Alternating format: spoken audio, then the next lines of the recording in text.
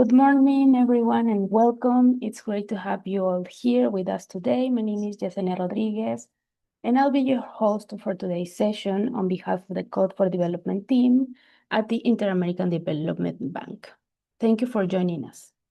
So today we are really looking forward for today's session. We are exploring OpenSPP, an open source tool that shows us how digital public infrastructure can support social protection systems. So to get us started today, I'd like to share a bit of a context. At Code4Development, we are promoting the use and reuse of open source solutions and digital public goods to strengthen public services across Latin America and the Caribbean. And what we are seeing more and more is that it's not just an individual open source tool that it's working in government, but it's about how systems connect between them and how infrastructure works together. And that's exactly what we are going to talk about in the session today. So now I'm pleased to introduce you to our speakers for today. We are joined by an excellent team behind OpenSPP. We have Michelle Mushahoud, Director for Public and Corporate Affairs, and Michelle drives OpenSPP's strategic engagement, bridging the gap between innovative technology and global policy. Also, we have Celine Lawrence, Head of Operations. Celine is the operational engine behind OpenSPP's high-impact digital solutions. And we also have Jeremy Jocelyn, lead of OpenSPP. Jeremy is a technologist and the lead of OpenSPP, an open source digital public good for social protection, disaster risk management, and agricultural development. So Michelle and Jeremy, over to you. We can see the presentation. You can see the presentation. Okay. Hablaré en español para la primera parte de esta presentación. Primero, ante todo, estamos muy agradecidos por la invitación a presentar hoy en día OpenSPP. Buenas tardes a todas y a todos. Nosotros somos un bien público digital, un digital public good, y creo que ya han tenido otras presentaciones de otros colegas, así que estamos muy contentos de poder ampliar un poco el conocimiento sobre esto, ¿no? OpenSPP se dedica principalmente a todo lo que es facilitar el manejo, la gestión, la implementación de programas de protección social en su sentido más largo, desde programas clásicos hasta el vínculo entre emergencias y programas de protección social. Nosotros somos una asociación, una organización no gubernamental realmente, que se dedica al desarrollo de bienes públicos, pero también de soluciones open source para el servicio público, ¿no? Dentro de ellas está OpenSPP. Otra solución también que hemos desarrollado se llama ID Pass Data Collect, que se trata más de la recogida de datos en ámbitos donde no hay conexión o hay poca conexión a Internet, básicamente, ¿no? Todo esto lo que vamos a presentar hoy en día viene de una forma integrada porque es así que lo venimos pensando desde hace más de 10 años. Eh, OpenSPP realmente para la historia de OpenSPP empieza hace unos 8 años. Nosotros tenemos un equipo que lleva trabajando casi 10 años en temas de emergencias, desarrollando sistemas para, para la protección social, para la entrega de beneficios a poblaciones vulnerables. En uno de los casos que nos encontramos en Irak hace ya casi 6 años, teníamos que transferir un sistema de una plataforma humanitaria, de una organización internacional humanitaria para el gobierno. Y ahí nos encontramos con el típico caso de tener que construir, desarrollar una solución que fuese isolada de todas otras soluciones del gobierno, ¿no? Y en este momento, digamos, nos rascamos un poco la cabeza para ver cómo podríamos hacerla mejor y sobre todo cómo poder hacerla para que sea reutilizable en todo tipo de ámbitos y contextos, visto que la protección social en su proceso encuentra problemas similares en casi todos los países. Así que tener una base, digamos, común que podrías facilitar desde el principio eh, el fortalecimiento de la acción pública para la protección social, pero sobre todo la integración con otros sistemas. Next slide. Entonces, ¿de qué se trata OpenSPP? Nosotros nos gusta presentarla realmente como una plataforma que tiene distintos componentes o distintos productos, pero que todos esos productos son modulares, son muy modulables, ¿no? Significa que por el hecho de ser open source, por el hecho de tener componentes que se pueden usar de forma independiente, eh, intentamos lo más que se puede que los países sean, digamos, los actores principales de, y los propietarios de las soluciones, ¿no? Entonces, todo lo que ven aquí, dentro de esos cuatro bloques que componen la plataforma, uno es el registro social, que es básicamente donde recordamos a todos los que necesitan ayuda, ¿no? Que están potencialmente beneficiarios de programas sociales. El registro para agricultores, que colecta datos sobre quién está teniendo actividades agrícolas, dónde lo está teniendo, qué tipo de parcelas se está cultivando, ¿no? Qué tipo de riesgos se está enfrentando. Eh, el tercero bloque es lo que llaman el PMIS, que es realmente un sistema de gestión de información para todo el manejo de programas de protección social. Y el DREAMS, que es un sistema de inventario para la movilización de ayudas y entrega de beneficio en el momento de que haya emergencias, ¿no? O sea, dónde están los insumos, dónde están las ayudas y cómo poder disponibilizarlas a los que lo necesitan. Ahí dentro lo que quiero fijarme un poquito es que lo que está dentro de cada bloque realmente son módulos que son independiente. Ahí dentro de cómo están colocados en cada uno de los bloques componen este sistema, que es el registro social, o el sistema que es el registro de agricultores. Pero muchos de esos módulos pueden ser intercambiables. Significa que, por ejemplo, lo que ven en el SPMS, que es el Grievance Management, es uno de las funcionalidades que trabajamos en casi todos los distintos productos que tenemos. Va a tener un sistema de reclamos y de quejas que se pueda disponibilizar. Todo el tema de household composition, que es que es lo de la identificación de beneficiarios. El registro de beneficiarios también es intercambiable, puede ser utilizado en uno de los otros bloques, ¿no? Lo menciono porque para nosotros fue la cosa más importante al momento de desarrollar a OpenSPP, es esta intermodularidad permite que un país no tenga que asustarse en el momento de una emergencia internacional de tener que dar el paso para transformación digital o interoperabilidad con otros servicios, sino que puede, desde la base que tenga, desde el registro que tenga, desde los servicios que ya están funcionando, coger los módulos que les faltan, ¿no? Estaré explicándolo un poco más adelante. Next slide, please. Ahí entramos realmente en lo que es el corazón de OpenSPP. Cada bloque que ven ahí son módulos de OpenSPP. Replican mucho lo que son los pasos de cualquier programa de protección social. Cada uno de esos módulos es independiente, significa que puede estar utilizado de forma independiente en el marco o digamos en el diseño que ustedes tengan para sus sistemas de protección social. No tiene que coger todas las funcionalidades, eh, eh, pueden ser proporcionadas, pueden ser colocadas según las necesidades que tenga el sistema para poder mejorar y avanzar en este momento, ¿no? No me fijaré mucho en ello, pero podemos volver a explicarlo con más detalle después.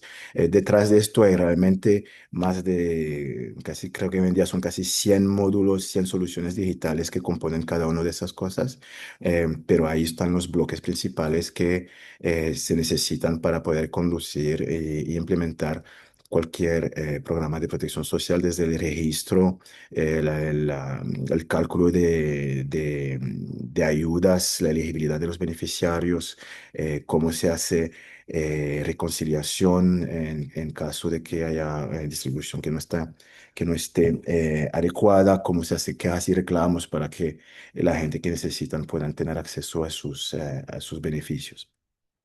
The next slide, please.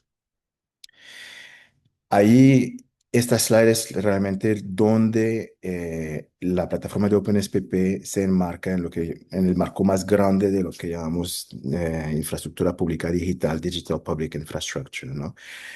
Como verán, hay tres niveles. Me gusta mucho partir desde la base, ¿no? Porque las fundaciones o lo que llamamos los pilares de la infraestructura pública digital, que son los sistemas de identidad nacional, las plataformas de pago y todos los sistemas de intercambio de datos, son, digamos, los pilares de las cuales nosotros nos aprovechamos, ¿no? Hoy nuestros colegas de CDPI no están, pero si ustedes han podido asistir a algunas presentaciones sobre infraestructura pública digital, habrán tal vez escuchado que lo comparamos mucho a lo que son las carreteras, las autopistas, ¿no? Que se construyen y que permiten a, a una serie de actores muy distintos poder viajar, funcionar, hacer comercio o llegar a fines distintos, ¿no? Que es este bien público que compartimos, ¿no?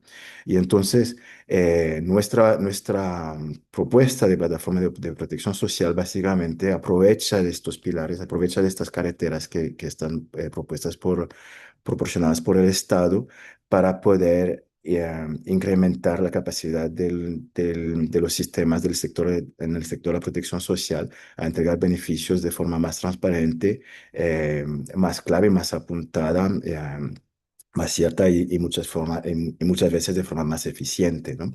Y sobre esa base construimos lo que son los registros sociales, aprovechando, por ejemplo, de los sistemas de identidad nacional para poder hacer un reconocimiento más directo, más rápido de los beneficiarios, y también desarrollando sistemas de protección social o el sistema de gestión de la protección social, eh, para poder, digamos, fortalecer la entrega de los beneficios.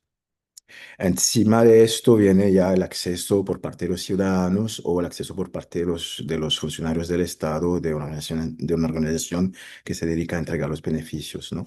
Todo esto está integrado con la parte que ven aquí a la derecha, que son otros sistemas que no necesariamente están dentro de nuestra plataforma, pero con la cual la plataforma de OpenSPP está construida para poder conversar.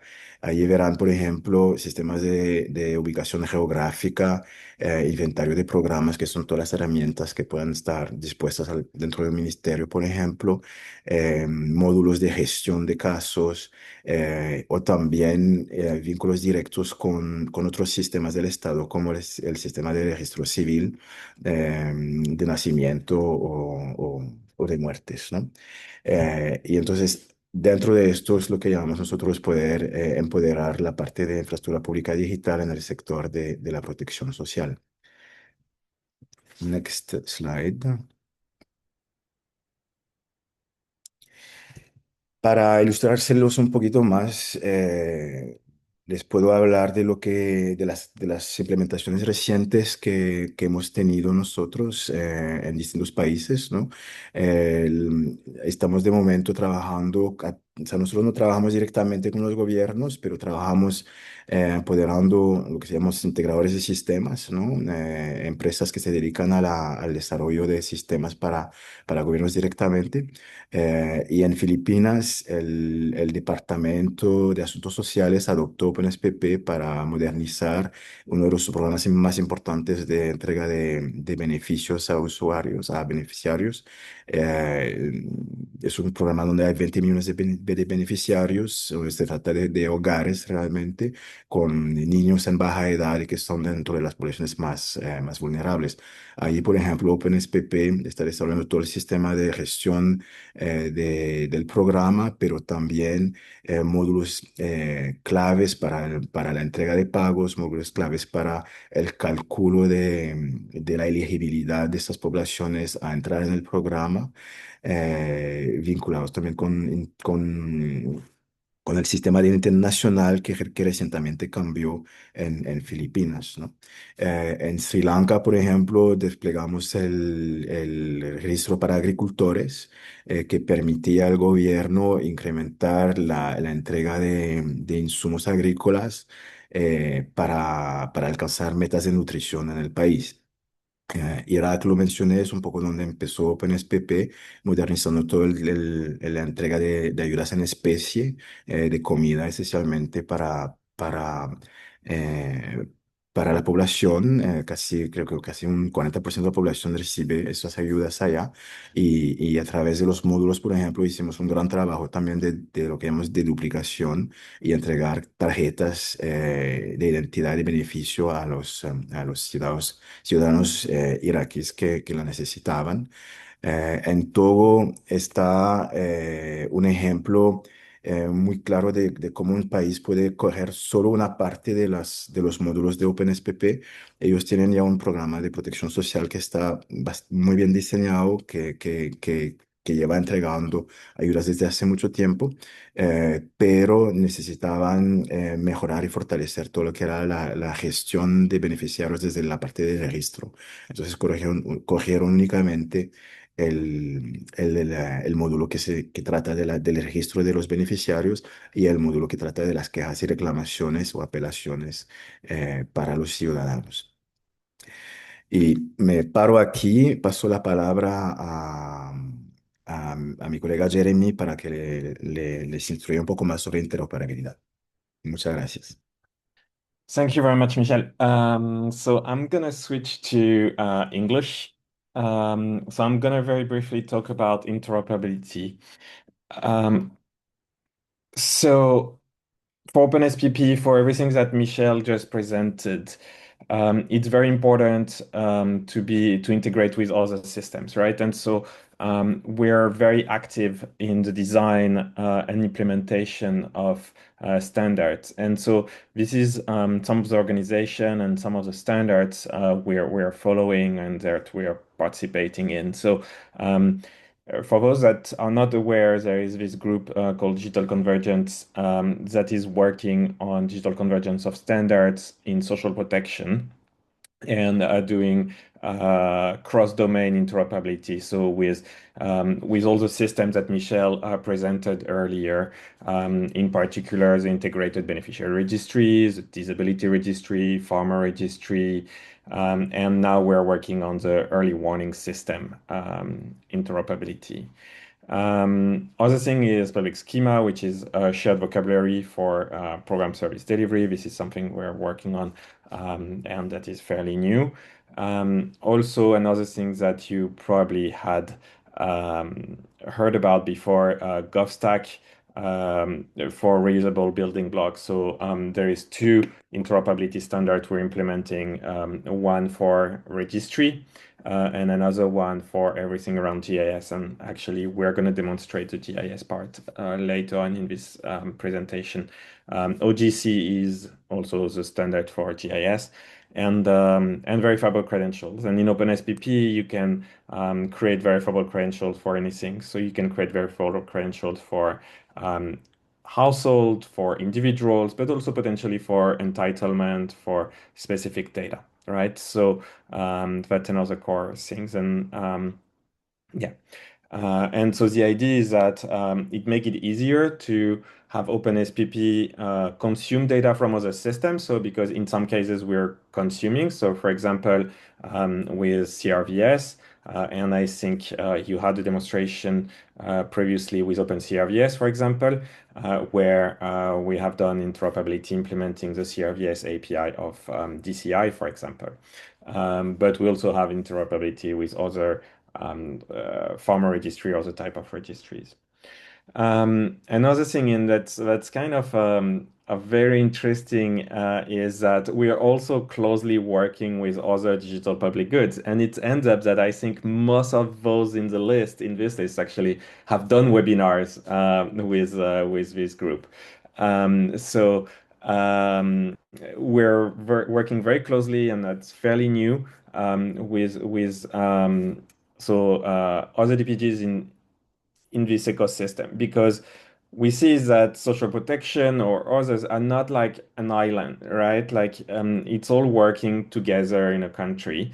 And while we have standards for interoperability, we are also providing and working on tighter integration between different DPGs around identity, civil registration, health, social protection, and workflow orchestration, right? So this is why we're working with, probably a lot of you have already heard about DHIS2. I think you also previously had presentation from Mythos, from OpenCRVS. A lot of people heard also about MOSIP.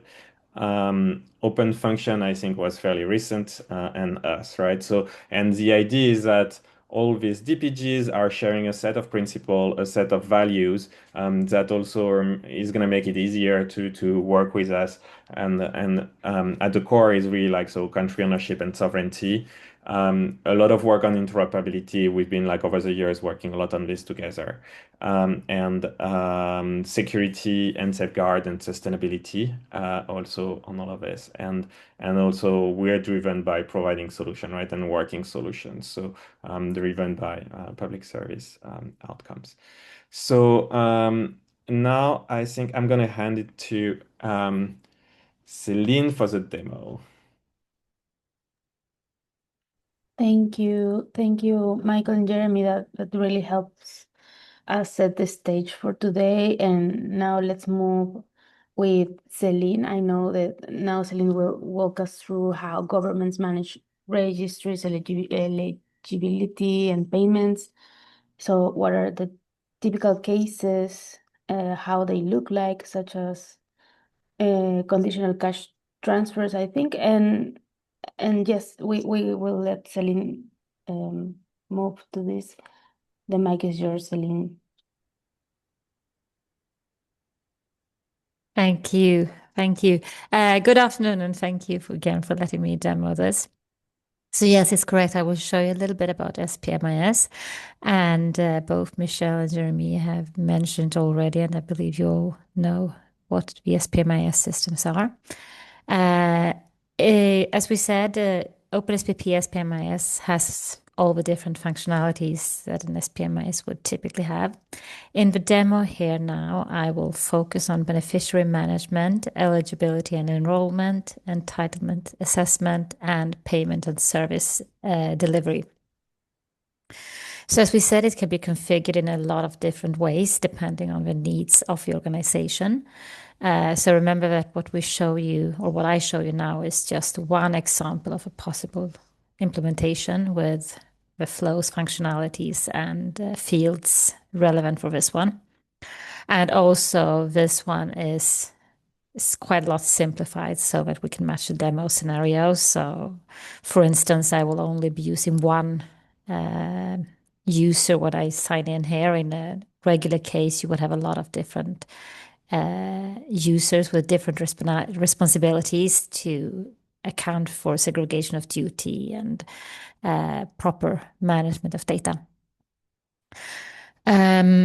So let me shift over to showing you the OpenSPP SPMIS. So this is what it can look like. What you see in front of you here now is the registry, and I will introduce it to you through a household called the Reyes household. So this implementation is basically based on the Philippines. So we can show the areas and currency relevant for the Philippines, but again, it could be anywhere. So in the registry here, you can see both the individuals and the groups. It's possible to configure to filter only for one, and it's also possible, let me just move my screen there. And it's also possible to filter between the two here in this view. So let me first enter the Reyes group. And here, this is a single mother household in Manila. And you will see that this screen will show a number of fields that are relevant for a group. Again, it's configurable. So these are the ones that are selected for this specific case. We have a group name, area, we could have the address and email, phone number to the group, bank accounts, and the GPS coordinates. And this is where the family is located. As you know, it's not always the case that you have an address to a household, and then the GPS coordinates are very relevant, and especially also when you look at targeting, payment logistics, and disaster response. The GPS coordinate has a very big impact. It is also possible to register identity documents for a household. In this case, the Reyes family doesn't have any documents on a household level, so that's why this one is empty. And you can then see here the constellation of a family. You can see that it consists of a female head born 1992, 3 children, and 1 additional female born 1958. So let me enter the page for the head of household, Maria Reyes. So you will see that this one looks a lot like the group overview you saw before, but with fields targeted especially for the individual. For instance, date of birth, gender, age, civil status, and so on. You also have the same fields, but with potential different values, the contact information, phone number, bank account, and GPS coordinates. Here we also have the income field for which is relevant in the specific implementation. So we see that Maria Reyes has a monthly income of 9,000 pesos, and you will see how this will matter later on. If we look at the other members of the household, you see that we have a similar fields, whereas children here, we have no income. And then we have an elder female, also same, but with an income of 4,500. So the total household income per month is 13,500 pesos. And we'll come back to this number later, so you will see how it relates. And on this same screen here, on the household overview, you can also see what programs this specific household is enrolled in. So it's enrolled in a cash transfer program. You can see the state, the enrollment date, and you can also see the entitlements that have been or are planned to be distributed to this specific household. So let me now show you the program itself. So this is the program module, and here on the first overview, you see the different programs that are active in this configuration. So they could have a number of programs matching the needs in this specific organization or government.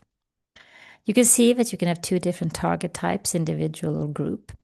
And the one that I will show you right now, the cash transfer, has a target of group. On the overview here of the program, you can see the different cycles.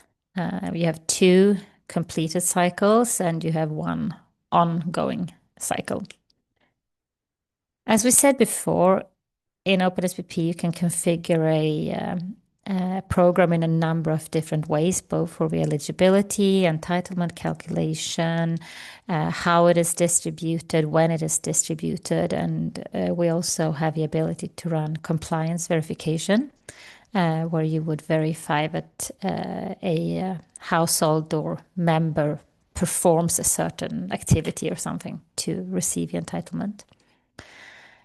All these configurations are made here, and let me walk it through for this specific program. So in the top section here, we have a who qualifies section. It defines the eligibility for this specific program. So you have a number of different ways, again, to configure the eligibility. In this case, we make use of cell expressions, which is a powerful way of defining more complex eligibility criteria in a fairly understandable way. So this is the specific eligibility criteria for this cash transfer program. It defines a group as eligible for the program if they have a total income below the poverty line and they have at least 1 child. This value here, the poverty line, is a variable that is defined previously in the system. And it means that since it's a variable and not defined specifically in this program, the government could at any time change the poverty line. So if they would reevaluate that one and change it, it would affect all the programs that make use of this variable, rather than having to go into editing each program that uses it. In this specific case, this configuration, the poverty line has been configured to 14,000 pesos, which means that the Reyes household, which you saw before, is eligible for this program since we had a total monthly income of 13,500 and they had at least one child. In the section below here, you will see what this household will receive, or what any household will receive that is eligible for the program. Again, this is a calculation here, so this one is based on a constellation of a household. We have a base amount of 750 pesos per eligible household, or per each household get this distribution, and an additional 500 pesos per child. So in this case, with the Reyes family with 3 children, they would get 750 plus 500 times 3 equals 2,250 pesos. Math is hard. Here we also have a program schedule section where you see when this will be distributed. And this specific program will be distributed on the 30th of each month. It could be configured in any interval that is suitable for this program. And finally, we have a payment processing. How is this payment made? In this case, it is a straightforward case of auto-creating a batch that will be shared with an FSP for distribution. But it could be a number of different scenarios. It is also possible here to see all the beneficiaries that are enrolled in this program. This does not necessarily mean that they will actually get a distribution in a specific cycle, because their circumstances may have changed since they were first enrolled in the program. Their their income level might have increased, so they are now above the poverty line, or children may have moved out, so they are no longer eligible.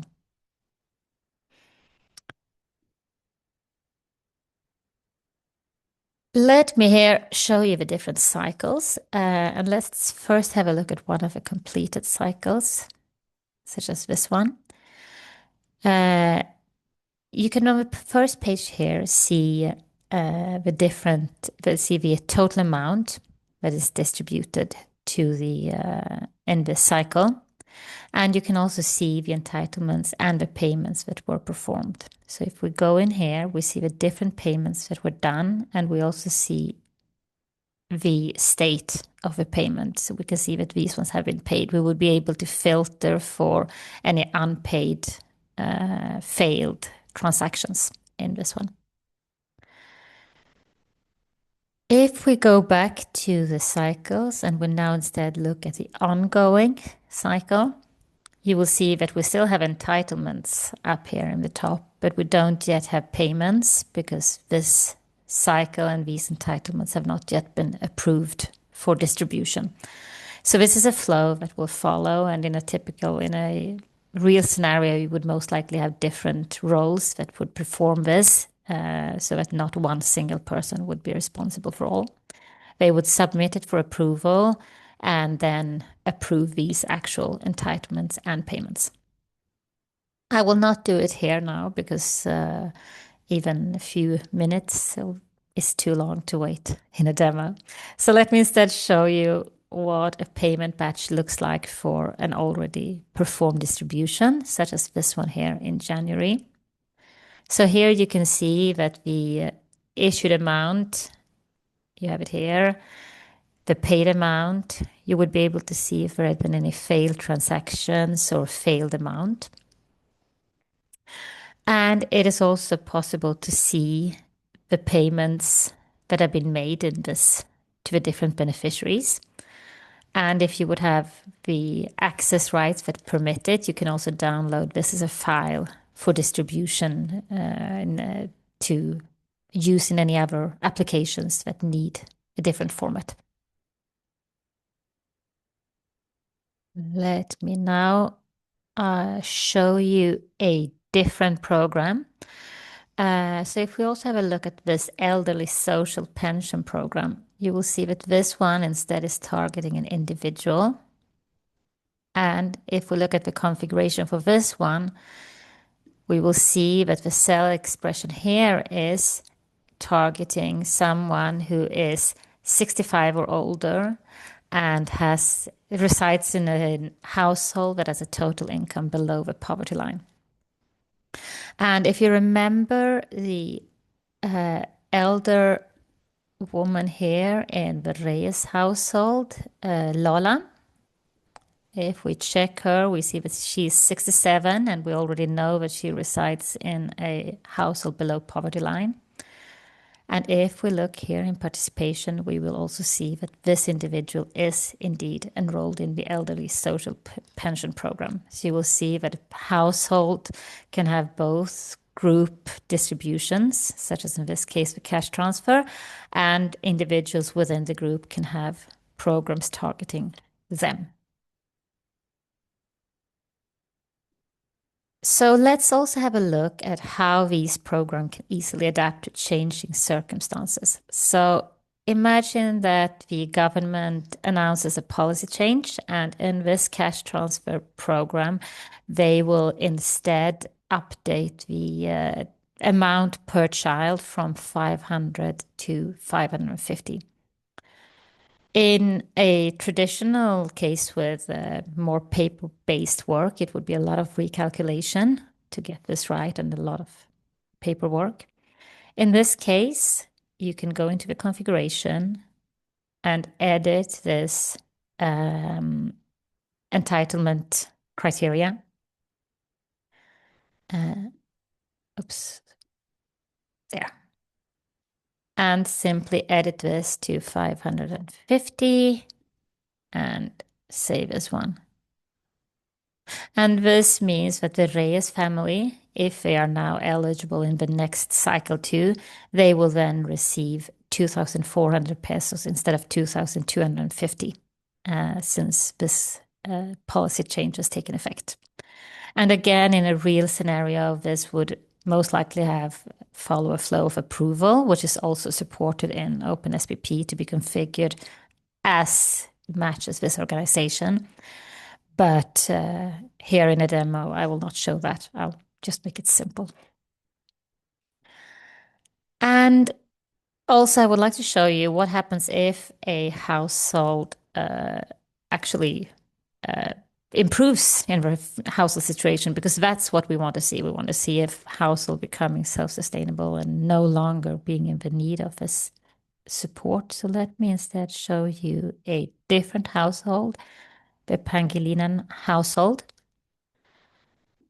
And we can see here that they used to be part of a cash transfer program, but since they were enrolled, they did receive, you see 2 entitlements at the bottom here, but they have then gotten a better financial situation and now exceed the poverty line. So in one of these automatically run eligibility checks, they have graduated and they are now regarded as self-sufficient and have been exited from the program.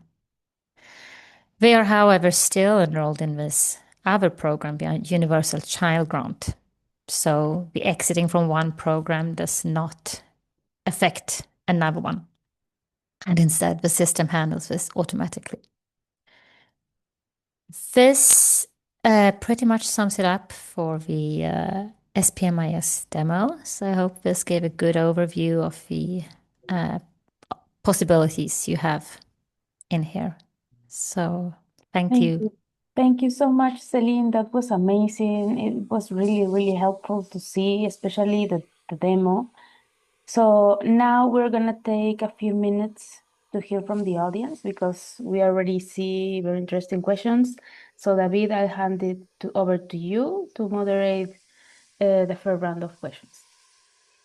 Thank you, Jess. And thank you, Celine, Michelle, and Jeremy for for hosting this webinar today. As you can see, there are many questions, very interesting questions. And I want to start by telling our audience that we are going to upload this webinar once it's ready to our YouTube channel. I'm going to share that with you, that link with you in a second.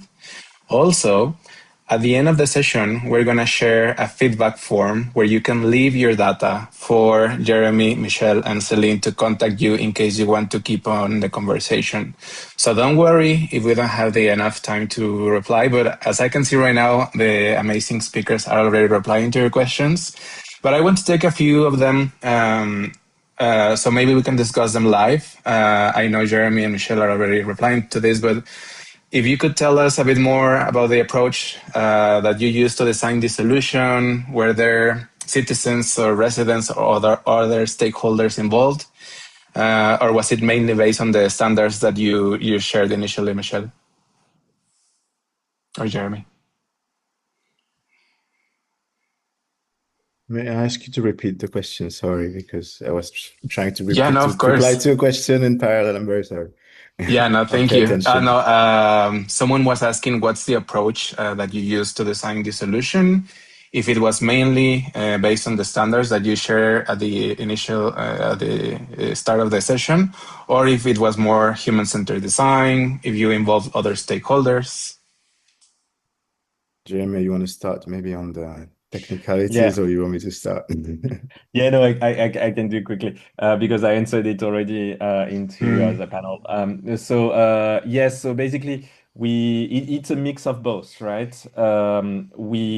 We started building OpenSPP like from our experience working like in humanitarian. I think Michelle mentioned also like it started with Iraq. So we are always like working really like based on real use cases.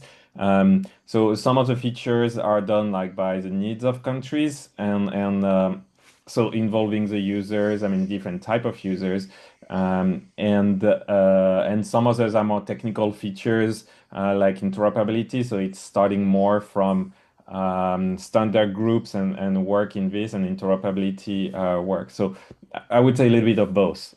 Yeah. Great. Thank you, Jeremy. And maybe this one will be for Celine. You already shared the demo. You spoke about the Philippines case a bit. Could you let us know if there's any local government or any country in Latin America using this, or do you have any other experiences of countries using your platform? Not in Latin America, we don't have anything yet. But we do have like the ones that Michelle mentioned earlier on. So for SPMIS, for instance, we have DSWD in the Philippines. We have an Iraq case where we were also using SPMIS, and Togo, which Michelle also mentioned, is also using SPMIS. So they look differently than the exact use case I have here, of course, but it's all based on the SPMIS functionality. Thank you. Is it available in other languages, or right now it's only in English? It is definitely available in other languages. I could have been kind to you and shown it in Spanish, but I'm afraid I would have been I wouldn't risk it. But No, yes, it is fully localized. It is. I think Spanish is fully translated, so it's fully functional. But you also have OpenSPP is built upon being able to localize into a lot of different countries, and it also caters for any special vocabulary that you might have in a special project program where you do speak Spanish, but you want to adapt certain things. Perhaps you want to have a certain local vocabulary for certain things, then it caters for that too. Thank you, Celine. And I don't want to take much of your time. I'm just going to ask one more because I know that a lot of these questions we're going to answer in the following two parts. So the last one is a bit simple. It relates to the demo that you just shared, Celine, or anyone else. Is there any module where you can see like data analytics or a report other than just the data? Yeah. So we have different ways to do this. So in OpenSPP, we can build some reports and like we have some basic reportings there. But also the system is based on Postgres database. So like you can connect it with analytics tools fairly easily. And actually, like in my demo, I'm gonna show another way. So like stay tuned. Great. But we have APIs for this, and I'll show you more about this. Yep. Thank you so much, Jeremy. And as you can see, we're receiving a lot of like great feedback of how interesting and how great this tool is. So I'm gonna pass the mic to Jess so we can keep on listening to you guys. Thank you so much. Amazing, David. Thank you, everyone, for the questions are really interesting. I see now that we have more for the next section at the end. So well, let's continue. Now in this part, we are going to explore how these same systems can support emergency responses and anticipatory action. So not just the programs that are in a routine process. So Jeremy, I think you will walk us through this, how existing social protection data can be leveraged during emergencies. So Jeremy, over to you. Thank you very much. So I'm gonna start by quickly like explaining what we're doing there, and then we will move on to a demonstration. And this is also linked to a lot of work that we're doing with others, right? Like, I mean, we're not doing this just by yourself in a vacuum. It's all about integrating with other systems. And today, you have like what Celine presented, where you have on one side the social protection, where you would get like, so the social registry or beneficiary registry. And on the other side, you have like all the meteorological early warning system, mapping systems. And oftentimes, they don't talk to each other, right? And there is a lot of opportunities to improve response by integrating this system. So this is a lot of the things we're working on now, and new features we added to OpenSPP recently, and also things that we're working on standardizing with a group mentioned before. So if we look at emergency response as like a timeline, right? And I mean, this is, you've probably seen like a diagram like this. It's kind of adapted from different sources and different organizations. They more or less look the same. And OpenSPP has different role and different usage at different part of the workflow. So at the preparedness, this is where you have time to build things, right? So OpenSPP can be used to build your social registry or your MIS to get ready before something happens, right? It can also be used like to create, Michel mentioned about the product DREAM, so disaster response inventory management system. So where you can prepare, preposition things, record things, organize like the different workflow and the supply chain for your system. Then after, like when you move to early warning, and so basically where OpenSPP can be used, and I'm going to demonstrate this later, is how you can use OpenSPP to simulate different use cases and to analyze your data from a more like a geographical and impact based things, right? And so that can help also like prepare and play with different scenarios of disaster. And then like when things are getting like more confirmed, you can do anticipatory action, and so basically like using what Celine was showing you and merging it with the early warning system. So early warning system is telling us like where the problem is going to happen, and OpenSPP can tell us like who is going to be impacted. And so based on this, you can do, for example, anticipatory cash transfer, for example, or providing communication to people, or providing some other goods, for example, before something happened, right? And then after the disaster happened, then this is where like the disaster response inventory management system is usually used, because like depending on the emergency, first, like not everyone might be registered before. You might not have all the technical infrastructure to be able to do cash transfer. So Dreams allows you to do more in bulk things. So from the field, you can get information about what is a need from the field, and you can connect this to stock and availability and donations, so that you can best respond to the early for your early response to the emergency. And then as you move on into the timelines, then you can get into more traditional social protection or humanitarian response things with cash for work and all of this, right? And so all of this can be done with the same tool. It doesn't mean that it's like one platform, right? It can be split into multiple platforms, but like one tool, OpenSPP, can do all of these things across the program. So, I mean, I mentioned this earlier, right? So one of the good thing you can do is simulating things. Like traditionally, like social registry have been very stale, very like static, separate information. Like what we make is that we allow you to connect it with all the geographical information, all the anticipatory action work that is being done and funded around this.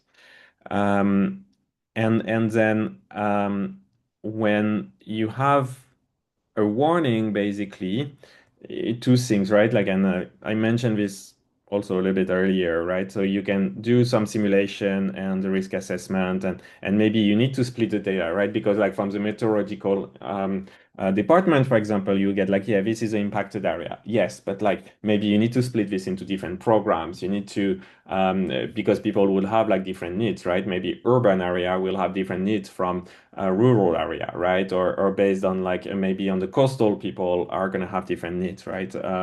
So different need, different response, right? And so this is what OpenSPP also allows you. So again, like a lot of things are done like on standards, and we use so OGC, GeoJSON. So this is things that most of the geographical information system support. So today I'm going to do a quick demo with QGIS, which is an open source GIS system. But you can also use, I mean, we also have integration with WFP Prism. You can also integrate with Google Flood Hub, for example, and also other tools like ArcGIS, Power BI. So by using these standards, you don't have to use like exactly the tools I'm going to demonstrate, right? Again, it's very important for us, like interoperability and choices. And finally, before I switch to the demo, Celine have shown like, yes, so the MIS today, we're not going to show Dreams today, but like you have like two different ways to approach this, right? So you can do this more structured and more targeting individuals with the MIS, right? And with Dreams, you can do more in bulk distribution, right? But all of this is still managed, is still tracked, auditable as part of the platform, right? So let me launch now QGIS, right? So I'm not going to go back now into OpenSPP because you've already seen it. So you already know, you've seen the registry. Now what I'm going to do is I'm going to launch QGIS and basically show you. So I'm just going to load a sample project. So basically OpenSPP is connected through a configuration here, right? So I'm connecting to it. And then so what I can do is I can look at different maps that are there, right? And in OpenSPP, like you have the ability to load some area, right? So it's if you're United Data Exchange or other organization are providing those maps, and you probably have them in your countries, right? As like area, so like a city, like a province, and things like this. You have different levels. So we provide some different tools to view your data, right? And one of the goal is that the PII, the personal information never leaves the MIS, right? So the way we do is we only share aggregated data with other tools, right? So that the data is protected, right? So in this case, we see beneficiary density on the Philippines, for example, right? So you can visualize this at different levels. And so, but what we can do now is, I took like, it's a real flood, right? So Philippines has a lot of a typhoon, right? So I've loaded a previous reports from a meteorological system about the flood. So what I'm going to do and to show you is that this basically, I'm going to convert it in something that is a little bit more usable with OpenSPP is I'm going to use all this analytics within this tool. So I'm just going to do, sorry, oops, what am I doing? Okay. So basically I'm like regrouping the different places, right? Because it's very precise where is the flooding, right? So like we need to get like more of the people around. So basically I have this layer into the GIS tool. I'm gonna do the buffering. And hopefully it's gonna go quick. So this is not in OpenSPP, this is like part of QGIS, but it's a little bit slow. I select the right, as it should be. Let me rerun it. Oh, demo effect. Oh, it's loading something. Let me try again. So this is like, yeah, the GIS tool, oops, 0.1. So that's basically like 1 kilometer around. It should be. Okay, so QGIS decided not to work. It worked earlier. Okay, so I'm gonna switch and do it another way. So basically I have other areas that are there. So kind of equivalent thing is I can select, so that was like my test initially before. I can select things up. Here it is. Okay, so basically like the idea is that if I want to know, like let's say I draw this on the map, right? And or this is what the buffering tool in QGIS would give me. I want to get like statistics from this from OpenSPP. So I can click on this button and it's basically going to I'm hiding some things to be more visible. So basically this is querying OpenSPP. And so I'm getting like information from OpenSPP statistics about in this area, how many households, how many members are there, right? And all of this is like customizable in OpenSPP. But I can also disaggregate the data and I can say, I can ask by what I want to disaggregate. So let's just for the sake of things, I'm just going to do age group. We can do multiples, but the problem, I mean, this is a demo data and we have some safety system in OpenSPP, I mean, that are configurable that under a certain threshold wouldn't give you results, right? Because to avoid the anonymization. So I'm just going to use age group, for example. And so it basically sent to OpenSPP and it's giving me the breakdown of how many people are impacted in this area based on this, right? I mean, I can potentially, I mean, I don't know if it's going to have anyone, but I can look at another area, for example, and it's going to give me other statistics, right? So you can visualize your map and like visualize all the data from your registry from the map that make it much easier to visualize and take decision, right? And then from this, you can push this data. So like I could potentially do this and then save this geofence. So let's say like I determine like the place I want to create a program for. So I can save it as a geofence. And I can save it. So that's going to save this area into OpenSPP. And I'm going to say it's a hazard zone. Okay, so now it's saved into OpenSPP. And what I can do, and I'm just going to start the process to show you, then in OpenSPP, this is saved here. And okay, here it is, like we have it here. And so then this geofence can be used when we create a program. So I'm not going to go through the creation of the program, but I'm just going to show you quickly this. So Celine will show you how to go through the program, but like when you can also filter a program by a specific area. So here I can select a geofence. So I can do that.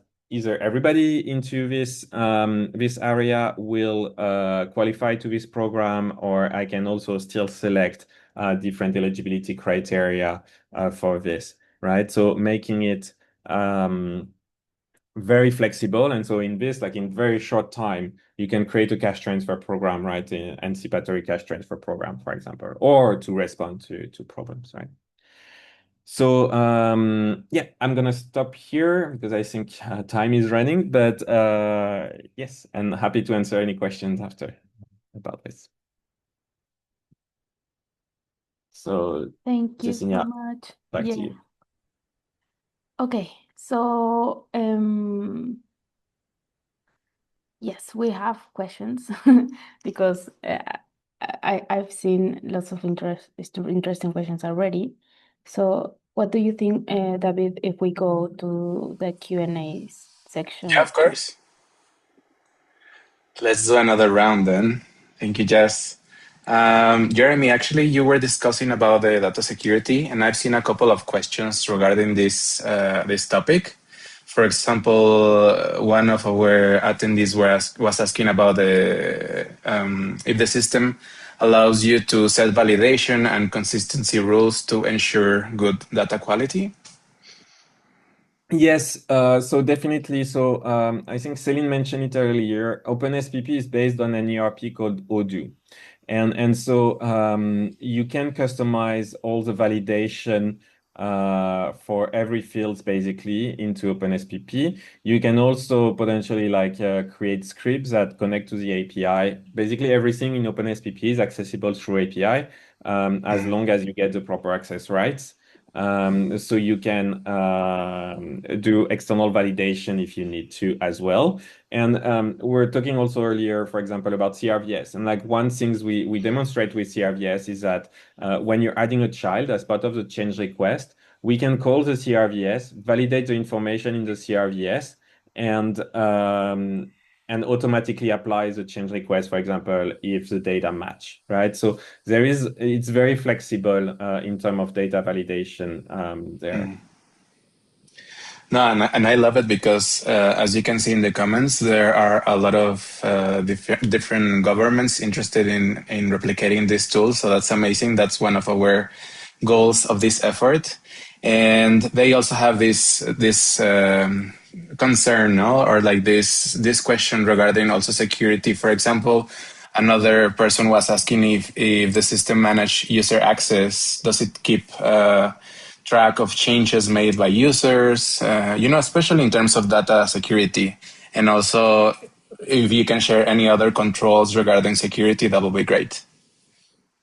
Yeah, so we have a role-based access management for everything, and it goes even like depending on how you want. It can go down to the field level of the data access, but we also have like a higher level, like per objects or per kind of application. So and again, like this is by the fact that we're using an ERP.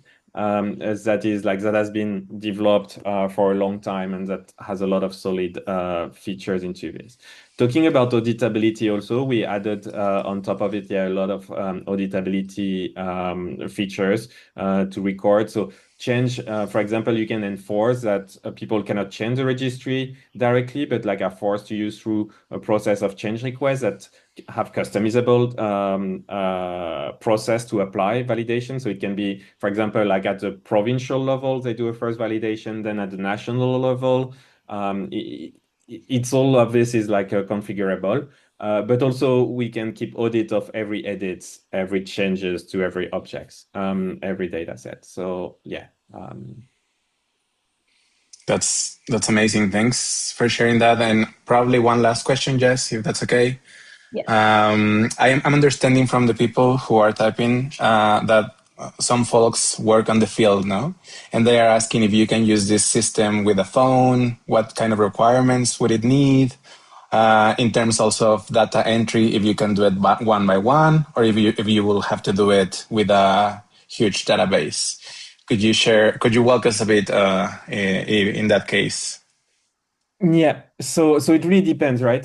Some countries we're gonna have they already have a database, right? So like the idea would be to migrate this database into OpenSPP. For example, the Philippines, right? If we talk about Iraq, it was kind of a mixed Iraq. Like they had the database, but that was very old. So as part of the migration process, there was a revalidation of everything. Every individual were revalidated before going into the system.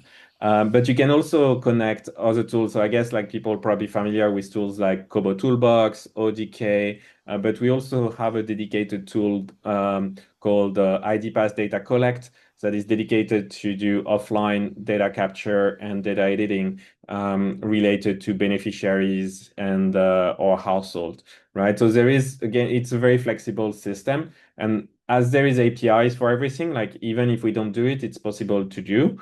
I mean, the core of what Celine has demonstrated is more made to be used on a computer. But then after, like a lot of the things like data capture, creation of change request, validating data can be done in the fields on mobiles and like on regular mobiles, right? I mean, no, it doesn't require like specific. Yeah, if I may add to this, I think most of the implementations that we are seeing, Philippines being the one that is really going strong at the moment, we move a lot of things on mobile in the end. So a lot of the applications have their interface on mobile also to be able to be updated by field workers.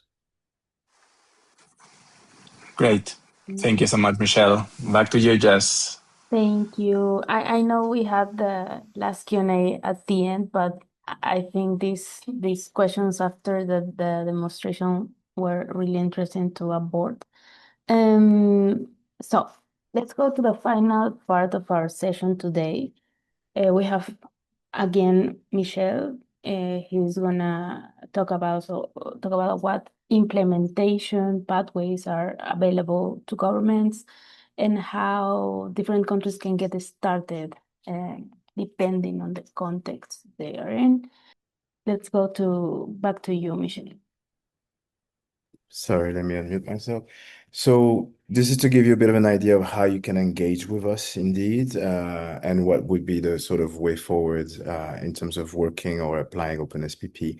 From OpenSPP, first, a bit of a disclaimer. We are fully focused on the development of the product or the different products, right? And enabling the use of that product to as many people as possible, system integrators and local vendors being the ones really carrying out the heavy implementations, and us more working directly with governments and public institutions. So the way you can start the engagement, if you would be interested, is by doing a sort of discovery phase with us. We are able to, as you've seen a bit from the responses in the seminar, provide technical and sector advisory, whether it's on social protection and digital transformation or on more the technical functionalities of using the SPMIS or digitalizing the registry. We then also work directly with vendors, local vendors. I think one of the key things for us has always been that we want to localize the solution as much as possible. So whilst we are able to provide architectural support, high-level support, we definitely want the local vendors, local capacity enabled as close as possible to the implementation. So we have a system of certifying vendors that are interested in providing OpenSPP on a larger scale, right? The step below, and I'll come back to it a bit later, is to carry out training for public officials and proofs of concept, and those are things that we take on directly. And then the last group of stakeholders that we also work with and support is private sector entities that also are leveraging registries and databases, or that are working in a kind of supply chain approach in different countries and might be interested to also see how they can connect to the registries that we are enabling or to social protection schemes that are running by the government. So if we go to the next slide, I think that would be a little bit clearer in terms of the approach. What we recommend really to everybody is to start only with what you need and expand as capacity grows. We are very careful not to launch into massive, big deployments. So if the country, if the organization is still in a discovery phase as to how they are thinking about the digital transformation or the enhancement of their social protection sectors or programs, then we really recommend doing a proof of concept or a pilot. This is something that where OpenSPP directly can accompany, and that really has one main purpose, which is validating the approach, the needs, what kind of modules you will be needed, and really gearing up for a scaling up of those programs, right? Once you sort of have that validation, then you can go to this next step, which is adding programs, localizations, beneficiaries, right? Expanding and essentially connecting, doing the integration with the other public services that are available in the government, which you can connect via API or directly integrate on the platform. And then scaling up and going national, right? The scaling up in the event that you're already at that stage where the decision has been taken to basically implement a transformation in the social protection sector, then this is where we would work through vendors, right? But we are always trying to recommend a progressive adoption of the system so that the needs and the requirements are clearer from the start and before you go into the national phasing up, right? With that said, a lot of our work, and if we go to the next slide, which is really the implementation pathway and the support of the ecosystem, a lot of our work is also done in two ways. So if we don't do and help directly the governments or the countries to discover and understand the needs or do proof of concept, then we rely on local partners, system integrators that would want to take on the solution and deploy it for governments at national scale. Whilst accompanying those vendors in terms of the training, developing specific features if need to be as part of the core modules that are there. But we really insist also on building that local capacity in the countries. The fact that OpenSPP is using a system called Odoo allows us to tap into a network of over 4,000 partners across the world in many different countries. That means that also that gives us a head start when we have to localize the solution a lot of the times. So those are the different kind of approaches that we have. Over the long term, what we want to guarantee is whoever and whichever country or implementation will use OpenSPP will benefit from a long-term support, right? ACN will basically take care of all the major upgrades, security patches, core development, but also the certification program that I was mentioning to vendors.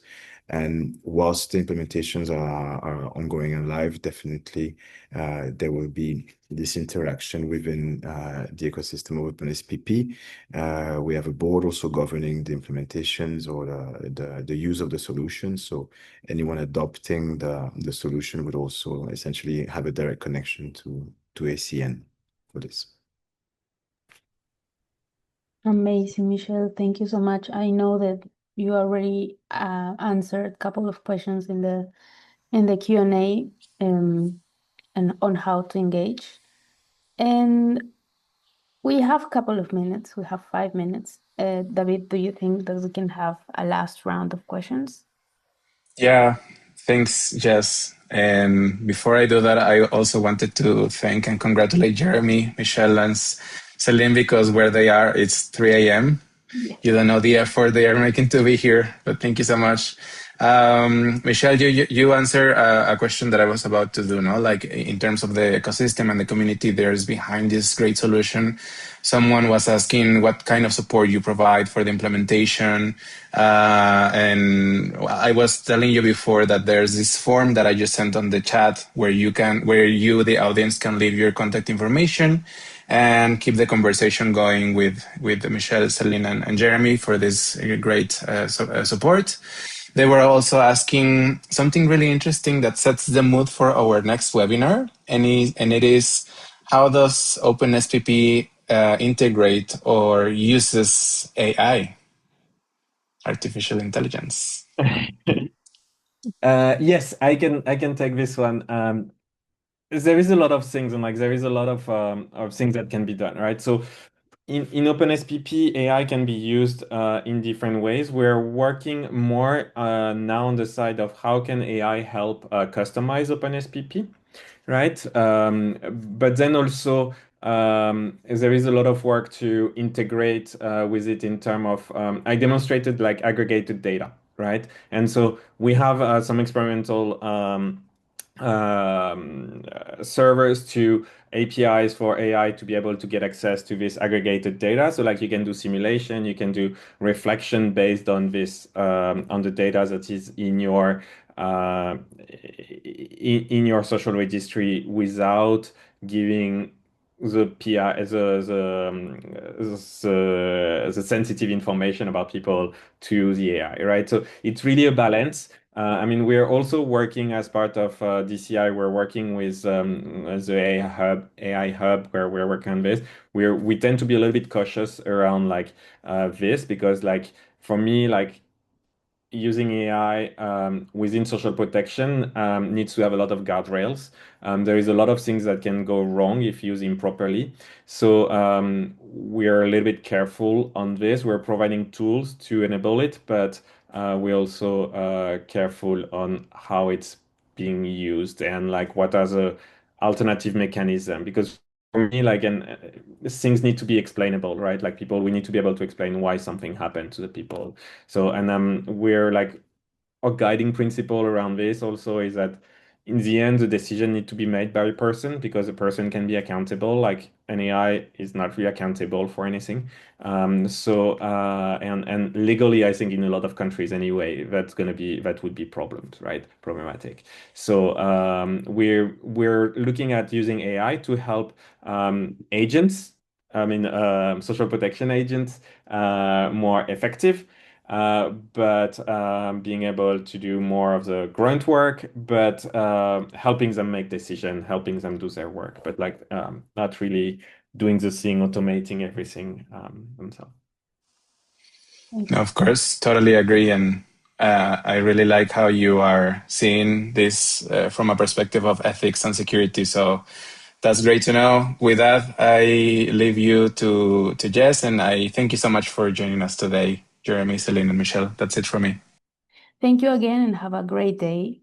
And so see you on the next webinar. Bye.